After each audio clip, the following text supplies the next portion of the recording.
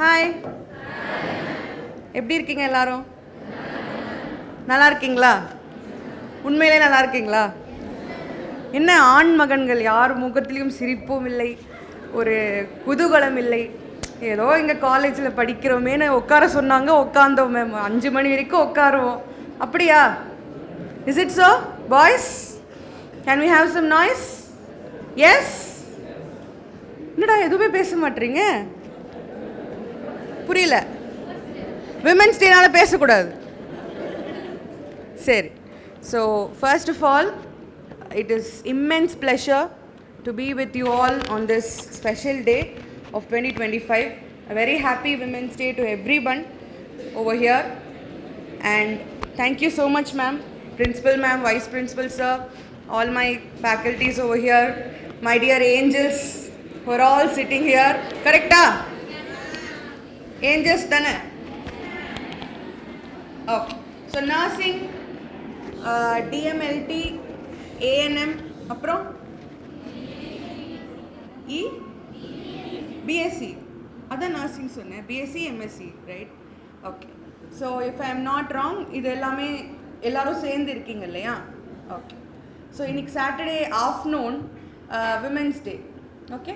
So நான் வந்து சென்னையிலேருந்து all the way to Villupuram ES college நிறைய வாட்டி இதை க்ராஸ் பண்ணியிருக்கோம். திருச்சி, கோயம்புத்தூர் எல்லா வழியும் போகும்போது கண்டிப்பாக விழுப்புரத்தில் இந்த வி சாலை க்ராஸ் பண்ணி தான் போவோம். கரெக்டாக? ரைட்.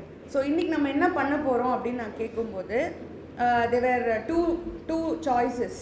மேம், நீங்கள் போடியமில் நின்று பேசலாம், இல்லை ஒரு செஷன் மாதிரி டாக்டர்ஸ் வந்து எப்போவுமே அப்படியே கூட நடந்துட்டு பேசுவாங்க. இட் இஸ் யோர் விஷ் அப்படின்ற மாதிரி ஒரு ஆப்ஷன் கொடுத்தாங்க. So first, what I want to convey to you, I'll just tell it in crisp on the podium. After that, we'll have an interactive session. Is it okay? So என்னை பற்றின ஒரு welcome அட்ரஸ்லாம் சொன்னாங்க.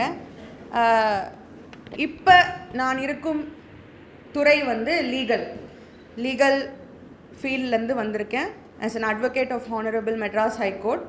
Okay. ஒரு 5 இயர்ஸாக வந்து black and ஒயிட்லேயே dress பண்ணி அந்த ஒரு கோட்டு, அந்த கவுன், அந்த ஒயிட் நெக் பேண்டு இதோடையே இருந்துட்டு இன்றைக்கி நான் வந்து கிளம்பிட்டு வெளியில் வந்துட்டேன். எங்கள் வீட்டில் இருக்கிறவங்கலாம் கேட்குறாங்க, என்ன ஏதோ பொங்கலுக்கு எடுத்த ட்ரெஸ்ஸை போட்டுக்கிட்டு நீ எங்கே போகிற, ஏதோ சீஃப் கெஸ்ட்டாக போகிறேன்னு சொன்னேன், உன்னோட ப்ரொஃபஷ்னல் ட்ரெஸ் எதுவுமே இல்லை, நீ பாட்டுக்கு தீபாவளி ட்ரெஸ் மாதிரி போட்டுட்டு போகிற அப்படின்ற ஒரு கொஷின் இருந்துச்சு. ஓகே. ஸோ நான் எப்போவுமே சொன்னேன், ஜனவரி 24 என்ன உங்கள் காலேஜில் ஒரு ஈவெண்ட் நடந்துச்சு இல்லையா? What was January 24? forgot. உங்கள் வீடியோ பார்த்தேன் நான் யூடியூப்பில். என்ன டே? Girl child day. என்ன girl child? National girl child day. Okay.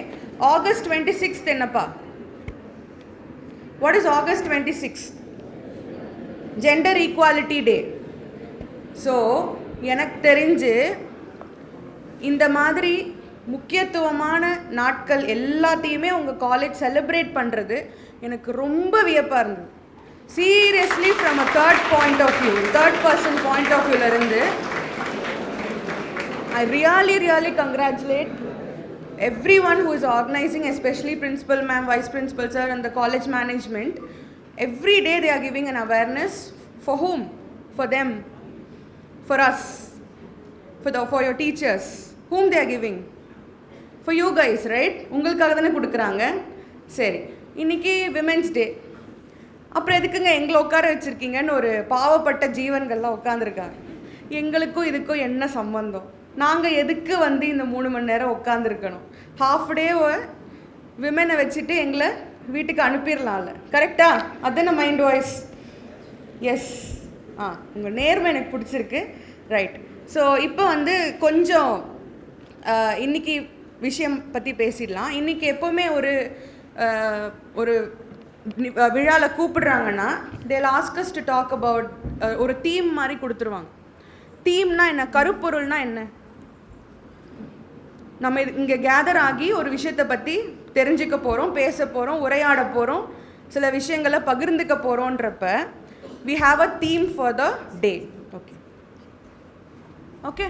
So இன்றைக்கி என்ன கொடுத்துருக்குறாங்க அப்படின்னா, ஆக்சலரேட் ஆக்ஷன் அப்படின்றது இந்த வருடத்தோடைய ஒரு தீம் இருக்குது. ஓகே, அதெல்லாம் நம்ம ஃபுல்லாக இந்த இங்கிலீஷில் வாட் இஸ் ஆக்சலரேஷன் தெரியுமா? இந்த காருக்கு வந்து ஏபிசின்னு 3 விஷயம் இருக்குது இல்லையா? கார் ஓட்ட எத்தனை பேருக்கு தெரியும்? How many of you know to drive a car or any ஒரு heavy vehicle? Raise your hands. Raise your hands. பாய்ஸ்க்கு தெரியுமா?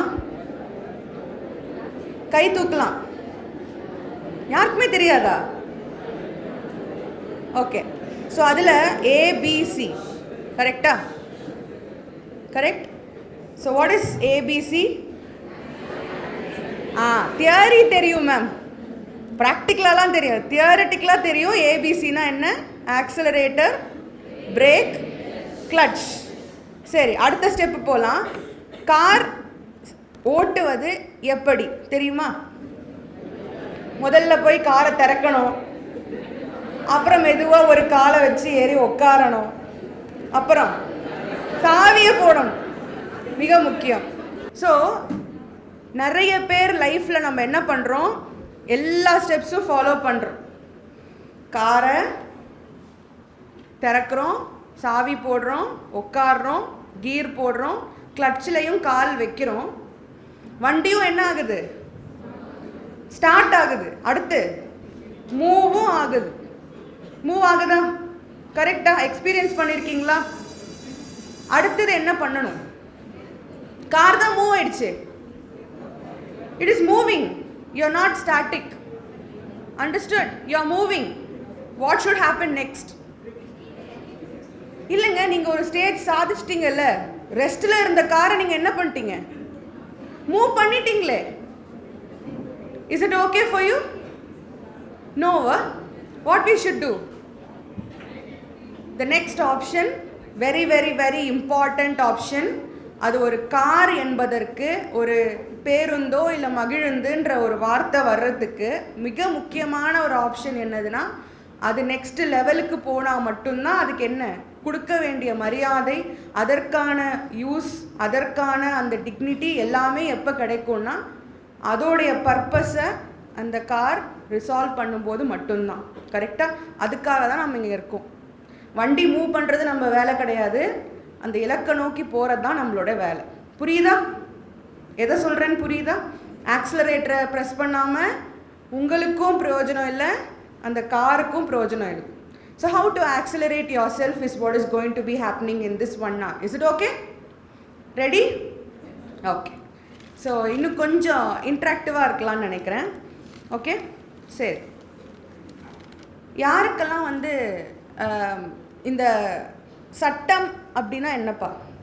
சட்டம் எதுக்காக ஒரு நாட்டில் போடுவாங்க?